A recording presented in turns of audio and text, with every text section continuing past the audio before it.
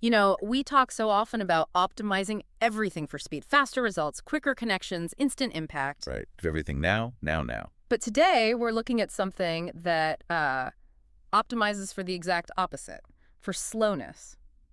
We've been reading this really fascinating blog that treats cannabis consumption not as a rapid hit, but as a deliberate calming ritual.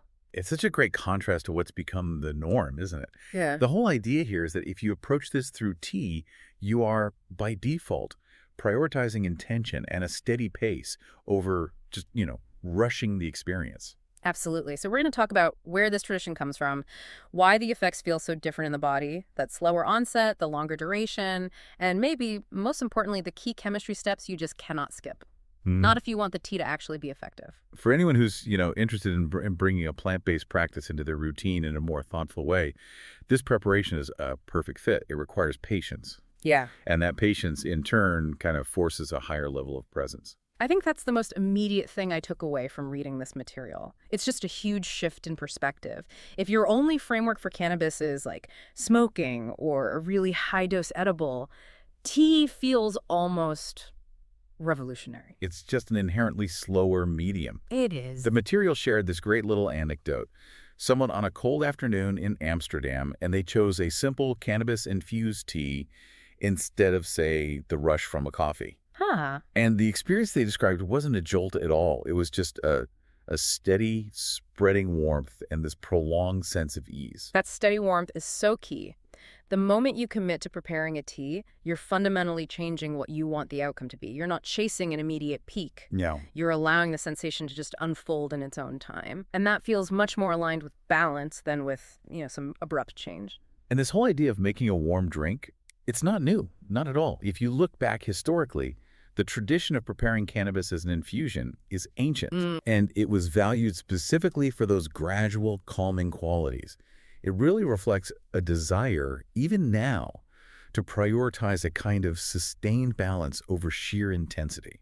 So this isn't just some modern wellness trend. It's rooted in a much deeper history. Precisely. Let's look at a couple of global examples. If you think about traditional use in Jamaica, ganja tea was common. But how was it used? Was it for big ceremonies or something else? It was more a normal part of everyday herbal practice. Not dramatic at all. It was used gently for, soothing discomfort, calming the stomach, helping with rest. So just part of the fabric of daily well-being. That's a perfect way to put it. It was plant support just woven into daily life, approached with a really steady, gentle rhythm. That feels so different from the kind of countercultural image cannabis got in the 20th century. If it was historically so gentle and integrated, what caused that shift? Why did it become seen as this intense, sudden thing in the modern Western view?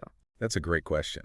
A lot of that modern intensity is tied to focusing almost exclusively on high THC flower and really rapid inhalation methods. Okay.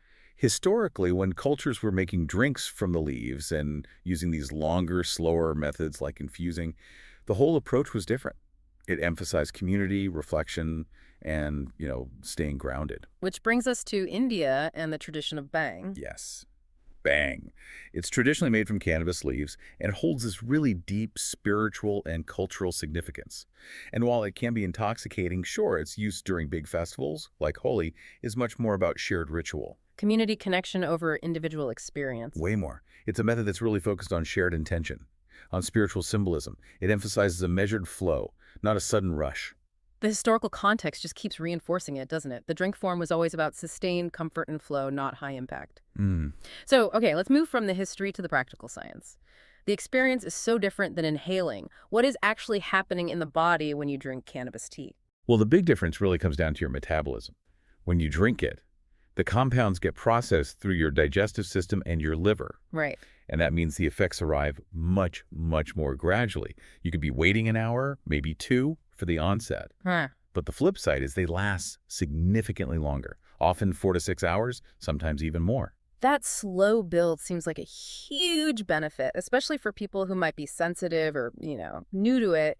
It gives you time to assess how you're feeling and stay present without that sudden, intense rush. It does. It makes it much easier to stay grounded. And when you consume the compounds this way, they tend to feel softer, less abrupt, than the inhaled forms. Yeah. You can use THC-rich sources for relaxation and perception shifts, Or CBD-rich ones? or CBD-rich sources. Yeah, chosen specifically for their calming, balancing qualities without the intoxication. So it's not just the onset that's gradual, the effect itself is perceived as being smoother. Correct. And this makes the tea format really suitable for longer-lasting support. Maybe later in the day when your goal is to wind down and just sustain that comfort, Yeah. rather than aiming for a brief, sharp peak. Okay, let's get into the practical steps because this is where the science is just. It's non-negotiable. If you just steep raw cannabis in hot water, you might as well be making dandelion tea. Yeah, pretty much. The blog post we looked at was so clear that proper preparation is essential or the result is going to be ineffective. This is the critical chemistry lesson. You have two steps that really determine if it's going to work. The first one is decarboxylation. You cannot skip this. And what is that exactly? Well, raw cannabis contains the inactive forms of the compounds you're looking for. Wait, so if I just put the raw plant material in boiling water, I'm getting almost nothing from it. Essentially, yes. You need heat to activate those compounds. Decarboxylation is just the process of applying gentle, controlled heat to transform the inactive compounds into their active state. And the blog gives a pretty simple home method for that, right? It does. Super straightforward.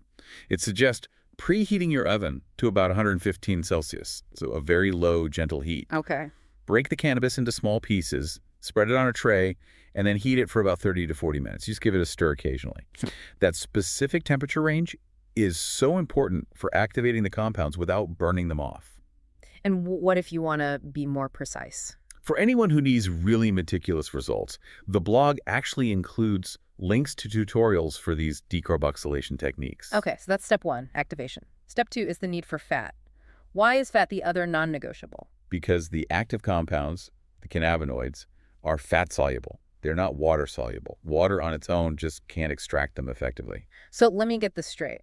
If someone follows the 40 minutes of careful decarboxylation perfectly, but then they forget to add a fat to their tea, is that effort basically wasted? Noticeably so, yeah. You need a small amount of fat, something like milk, cream, coconut oil, or even butter added to the tea blend. So the fat is like a delivery vehicle. It is. It binds to the active compounds, which lets them transfer into the liquid, and crucially, it makes them bioavailable for your body to absorb during digestion.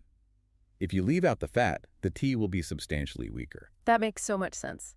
It explains why so many traditional recipes include rich ingredients. I also love that the guide mentions using different parts of the plant. Flowers make a stronger tea, of course, but stems can be used for a much milder drink. That's such a great resourceful tip. So many people just discard stems, but they don't realize they contain enough residual compounds to create a very gentle effect. It's perfect for just starting to wind down, or if you're highly sensitive. You know, this level of practical detail is exactly what I appreciate about where we got this information. I agree. This blog post comes from 420formulator.com. It's run by a guy named Mike Harmon, and it's just an amazing resource for skincare formulators. Yeah. And cannabis, obviously. They don't just tell you what to do, but why the chemistry works. Okay, so let's switch to flavor. Because if this is going to be a ritual, it shouldn't taste like swamp water. Absolutely not. The beauty of tea is its versatility. You should approach cannabis tea like any other gourmet herbal drink. The flavor profile of the cannabis itself can pair really well with traditional tea blends and spices. What are some combinations that work well to kind of mask that sometimes earthy or grassy taste? Well, chai blends are excellent. The Yeah. mix of cinnamon, cardamom, clove provides this deep warmth, and it masks any herbal notes really effectively. I can see that. Green tea works for a lighter, fresher profile. And I'd recommend ginger tea, too. It adds a gentle heat, and it's well known for digestive comfort. Personalizing it is what really elevates it into a ritual, I think. You can add your own spices, like turmeric for color and balance or sweeteners. The blog suggested honey or agave over refined sugar. Yeah, and it pointed out that non-sugar alternatives like stevia are helpful if you're managing blood sugar levels. Good tip. And you have to remember that the specific variety of cannabis you use matters too. Some are naturally herbal and woody. Others might lean more sweet or floral. Matching your tea blend to the cannabis notes will make the final cup so much more sophisticated. Before we wrap up, we should definitely touch on safety and storage.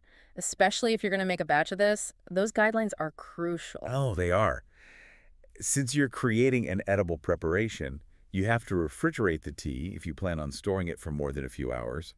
Potency can degrade, and you want to keep it stable. And the labeling.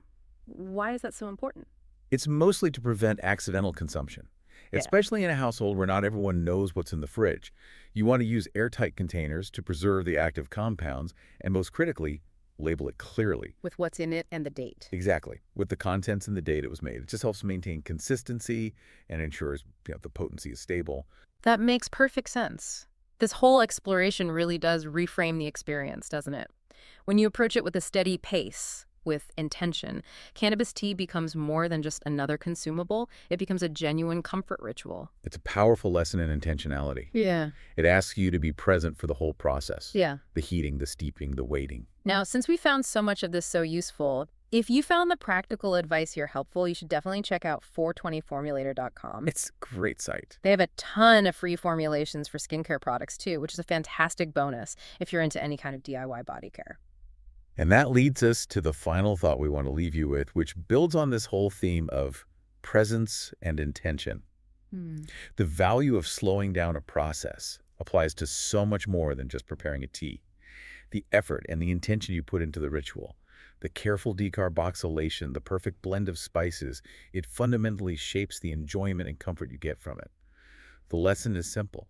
Sip slowly, savor the warmth, and let the experience unfold in its own time.